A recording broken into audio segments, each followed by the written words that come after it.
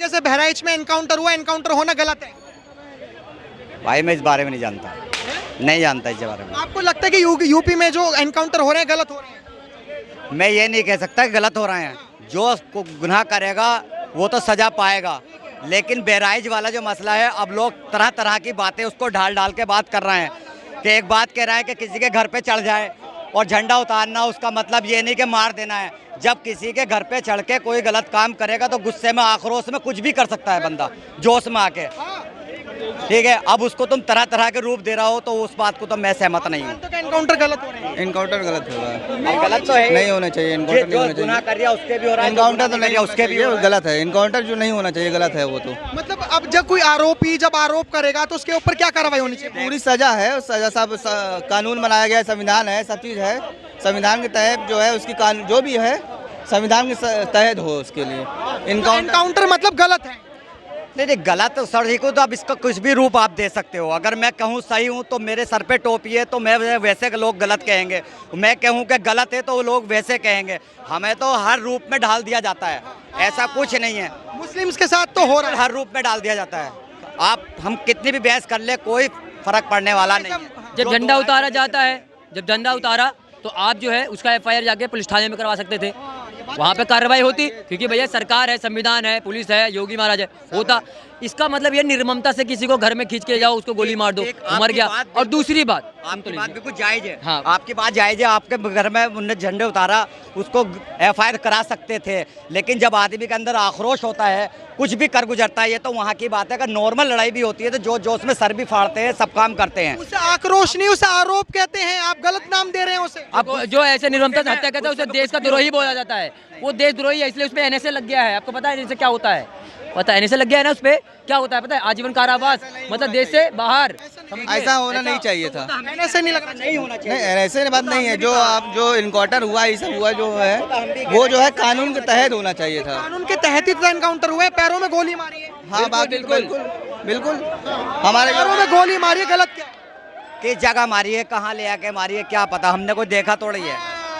भाई साहब ले जाकर मारी है गोली। ले जाके नहीं, वो भागे थे, वहाँ नेपाल भाग रहे थे। और सुनिए, वो दूर खड़े थे और पुलिस देखा तो भागने लगेंगे। वो खड़े होकर अपने आप को अंडर अरेस्ट नहीं करवाएंगे, भाग रहे थे तब गोली मारी। और ऐसा अगर ये कह रहे हैं ना कि ले जाके मारे थे, तो क्या वहाँ पे उनकी बहन, आप थे वहाँ पे? उनकी बहन 6 घंटे पहले कह रही है कि उनको गिरफ्तार करके ले जाया गया है।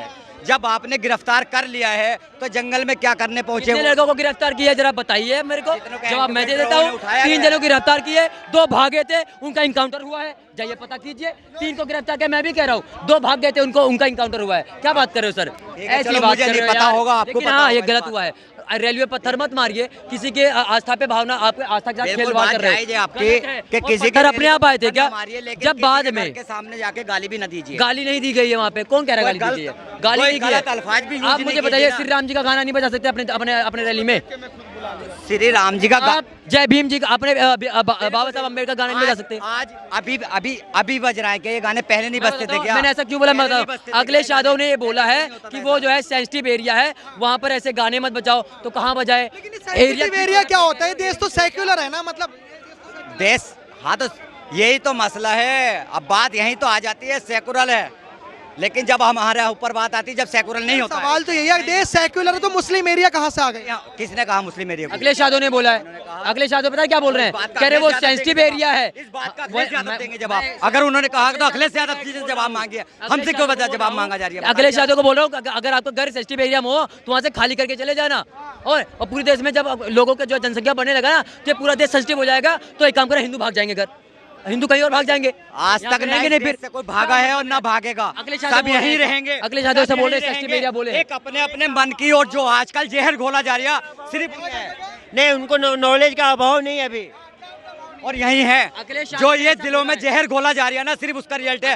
वरना ना कोई यहाँ से भागा है और ना भागेगा। हिंदू, मुस्लिम, सिख, ईसाई, अखिलेश यादव बोले ना सेंसिटिव एरिया है। ये सभी की ये देश तो सबका है ना, देश तो सबका है। तो कहीं से भी हम रैली निकाल सकते हैं, बाकी लोग भी कहीं से भी निकालते हैं। बताऊँ आपको क्या है मसला? 1 मिनट भाई साहब, आप मेरी बात सुनिए बिल्कुल गौर से। आप मेरी गौर से बात सुनिए।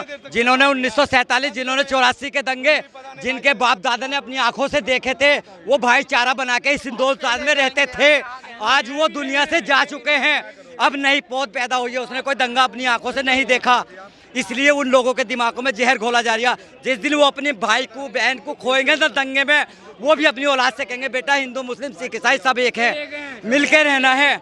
लेकिन अब ये नई पौध ने अपनी आंखों से कोई दंगा नहीं देखा, किसी ने अपना भाई नहीं खोया, अपनी बहन नहीं खोई है। इसलिए ये लोगों के अभी हिंदू मुस्लिम का काट खिल लिया है, ठीक है। और जिन्होंने अपनी आंखों से